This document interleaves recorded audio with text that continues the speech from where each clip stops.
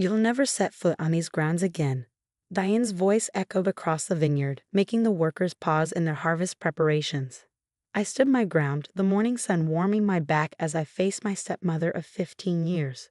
Her perfectly manicured hands were clenched into fists, her designer sundress a stark contrast to my dirt-stained jeans and work boots.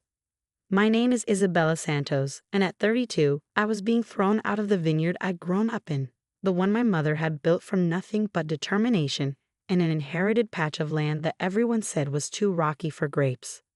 These vines, I said quietly, reaching out to touch the nearest plant, its leaves dark and healthy under my fingers. They're in my blood, Diane. You can't just. Can't? She laughed, the sound sharp and cruel. Your father signed everything over to me last month. This is my vineyard now, and I won't have you undermining my authority with the workers. Always questioning my decisions, always bringing up how your precious mother would have done things differently. I thought about the changes she'd been making since Dad's stroke 3 months ago, replacing our longtime employees with cheaper labor, cutting corners on the aging process, planning to rip out the old heritage vines for more commercially popular varieties. Everything Mom had built, everything she believed in, Diane was systematically destroying. Dad would never. Oh, but he did. She pulled out a folded paper from her designer handbag, waving it triumphantly. Full power of attorney and ownership transfer. While you were off taking that silly sommelier course in France, I was here, taking care of him, making him see reason of the future of Santa's vineyards. My stomach churned. I'd only been gone for 6 weeks, pursuing the certification Mom had always dreamed of getting herself. Dad had encouraged me to go, saying he was feeling stronger, that Diane would help with the harvest preparations. Now, Diane continued, smoothing her dress with practiced precision. I want you off my property. Your little cottage needs to be cleared out by sunset. I have plans to convert it into a tasting room for premium customers. The cottage, my home since Mom died 12 years ago, the place where she taught me everything about winemaking, where we'd spent evenings planning expansions and improvements, dreaming about the future of our family legacy. You can't do this, I repeated, but my voice wavered. The workers were watching now, particularly Miguel, our vineyard manager who'd been with us since I was a child. His face was dark with concern, but he couldn't risk his job. I knew he had 3 kids in college. Diane's smile widened. Security will escort you out if necessary. Don't embarrass yourself, Isabella. You're just like your mother, so caught up in tradition and sentiment that you can't see progress when it's staring you in the face. I turned to look at the rolling hills covered in vines, each row meticulously planned by my mother years ago. The morning fog was just lifting, revealing the golden California sunshine that made our grapes so special. Mom used to say the fog was the vineyard's blanket, tucking in the vines each night and waking them gently each morning. Fine, I said finally, surprising Diane with my calm. I'll go, but remember what Mom always said about harvest season. Every vine remembers who truly loves it. Diane rolled her eyes. More of your mother's superstitious nonsense. This is a business, Isabella, not a fairy tale. I'm going to turn Santa's vineyards into something profitable, something modern. No more of this small batch artisanal waste of time.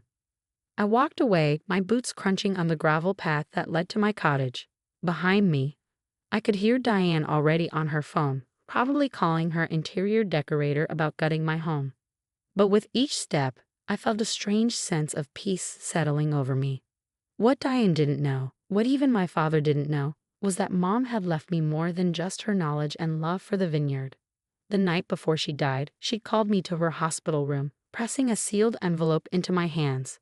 Don't open it yet, my amour, she'd whispered, her voice weak, but her eyes bright. Wait until the right moment when the vines tell you it's time. I kept that envelope all these years, tucked away in my mother's old wine ledger, waiting for a sign. Last night, for the first time since Mom's death, I dreamed of her walking through the vineyard during harvest, singing to the grapes like she used to. When I woke up, I knew it was time. Back in my cottage, I pulled out the ledger from its hiding place behind a loose board in the pantry. The envelope was still there, slightly yellowed with age but sealed tight. My hands trembled as I opened it, reading the contents twice to make sure I understood everything. Then I made 3 calls, one to our family lawyer, one to the county records office, and one to Antonio, my mother's oldest friend and the keeper of more secrets than anyone suspected. It's time. Antonio asked, his voice grave when he answered. Yes, I replied, watching through my window as Diane paraded potential designers around the property. Mom knew this day might come. She prepared for it. She always was the smartest woman I knew. Antonio chuckled. The festival is in 3 months. Everything will be ready. I packed my essential belongings into my car, taking one last look at the cottage where I'd grown up.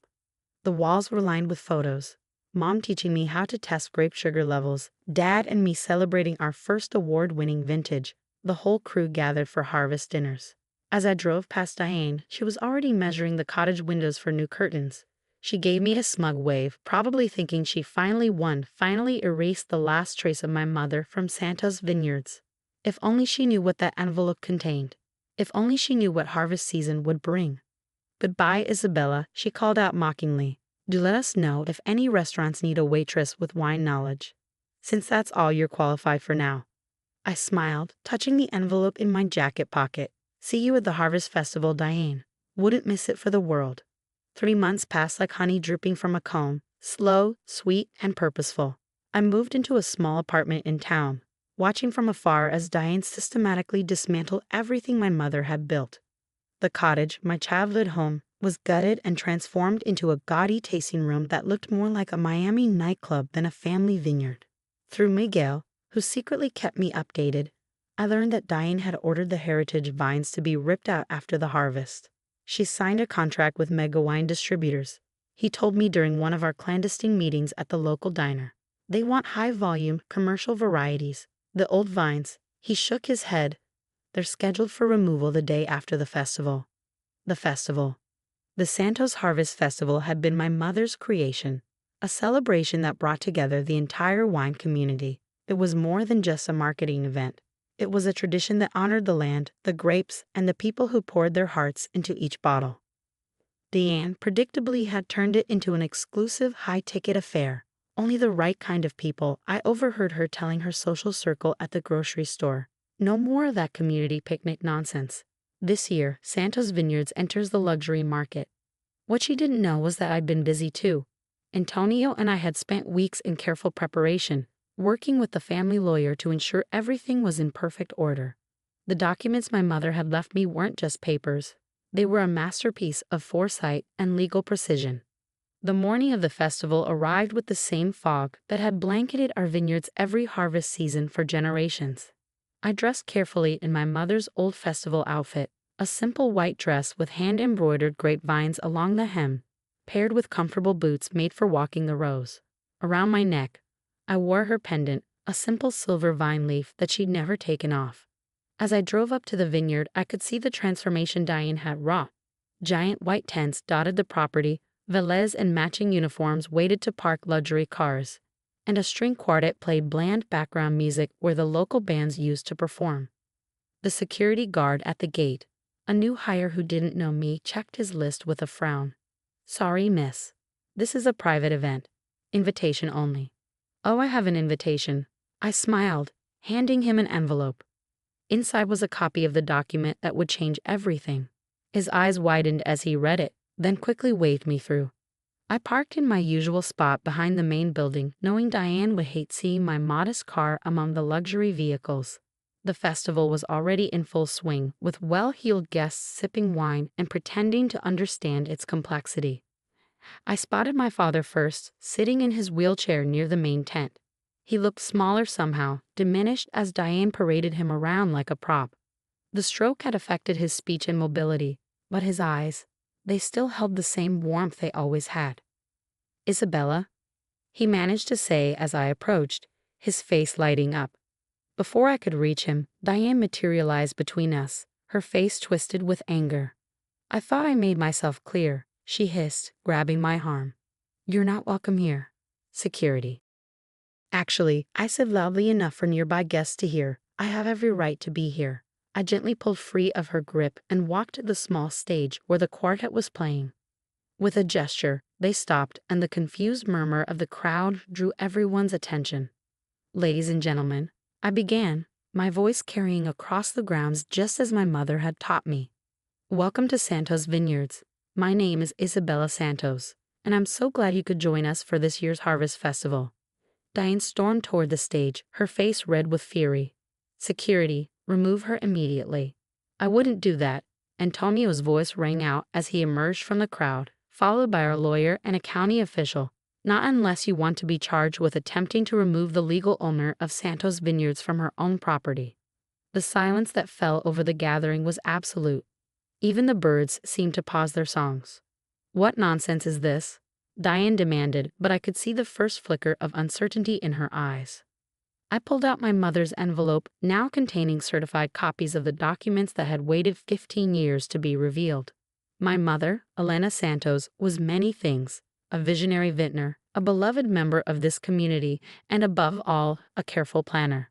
The lawyer stepped forward, his voice professional and clear.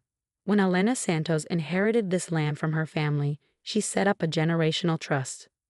While portions of the vineyard's operation could be transferred or sold, the land itself and final operational control were placed in a locked trust that would pass to her daughter, Isabella, upon either her 30th birthday or in the event someone attempted to make fundamental changes to the vineyard's heritage operations. I watched the color drain from Diane's face as she realized what this meant. Her power of attorney, her ownership transfer, they were meaningless against my mother's carefully crafted trust. The contract you signed with Mega Wine Distributors, I continued, and your plans to remove the heritage vines triggered the transfer clause. As of this morning, I am the sole owner and operator of Santos Vineyards.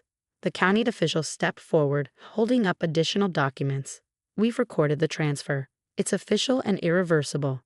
Dad was wheeling himself forward, tears in his eyes. He reached for my hand, squeezing it weakly. Elena, he whispered, looking at me with a mixture of pride and regret. So much like Elena. Diane stood frozen, her perfect world crumbling around her. The guests were whispering, phones were recording, and her carefully orchestrated luxury event was transforming into something else entirely, a moment of justice.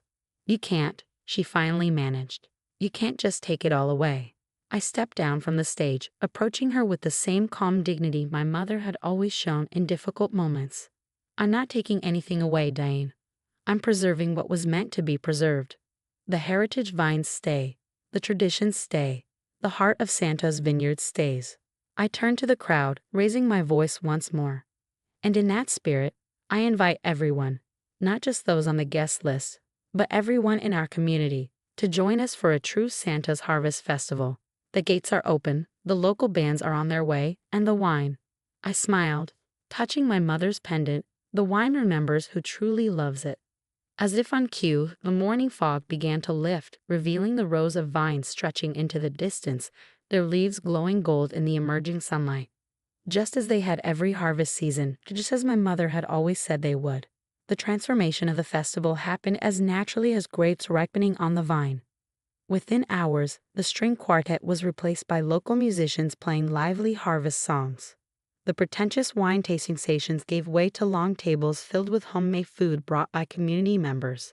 Children ran between the vines, playing the same games I had played decades ago. Diane had disappeared, retreated to the main house in fury and humiliation. But her absence only seemed to make the vineyard breathe easier, as if the land itself was celebrating its return to proper hands. Miguel approached me, carrying 2 glasses of our heritage wine, the last bottles from my mother's final vintage. To Elena, he said, his eyes glistening. She would be proud, Isabella, not just of what you did today, but how you did it. I took a sip, letting the complex flavors bring back memories of working alongside my mother, learning to taste not just the wine, but the story in each glass. We have work to do, I said. The harvest starts next week, and we need to rebuild what's been damaged. The crew never left, you know, Miguel smiled. We've been keeping the old methods alive, doing things Elena's way whenever Diane wasn't watching. The vines remember, just like your mother always said. Dad's nurse wheeled him over to join us. His speech was still impaired, but his eyes spoke volumes as he reached for my hand. I knelt beside his wheelchair, remembering all the times we'd walked these rows together. I'm sorry, he managed to say, a tear rolling down his cheek. Should have known better.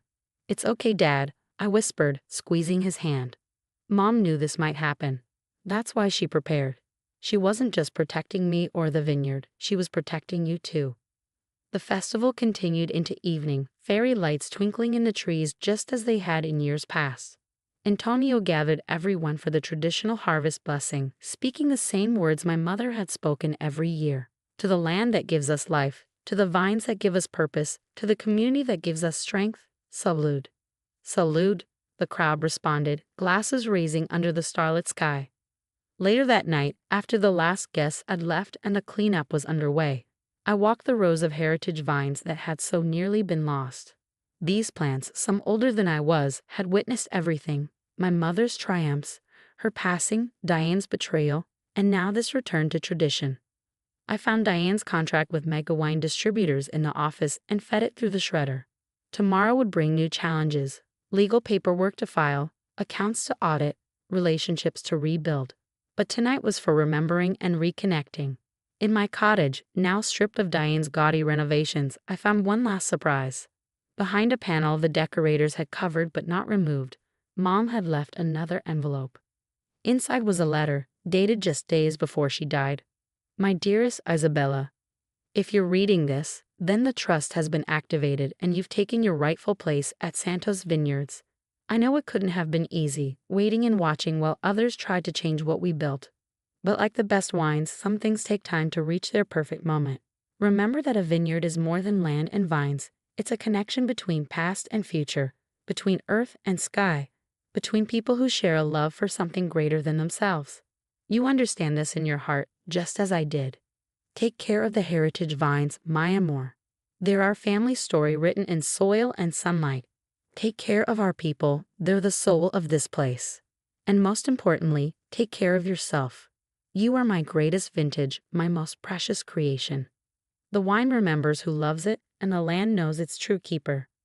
With eternal love, Mama. I folded the letter carefully, touching my mother's pendant. Outside, the first stars were appearing, the same stars that had washed over Santos Vineyards for generations. Tomorrow would bring a new day, a new chapter in our vineyard's story.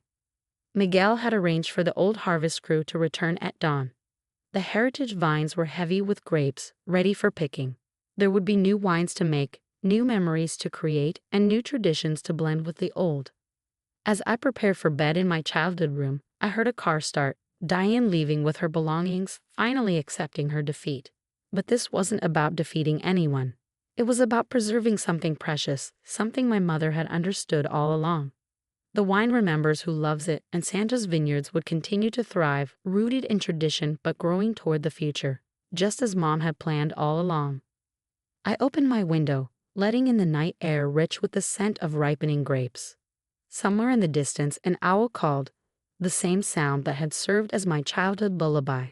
The vineyard was alive, awake, and finally back in the right hands. Tomorrow would begin my first harvest as the true keeper of Santos Vineyards.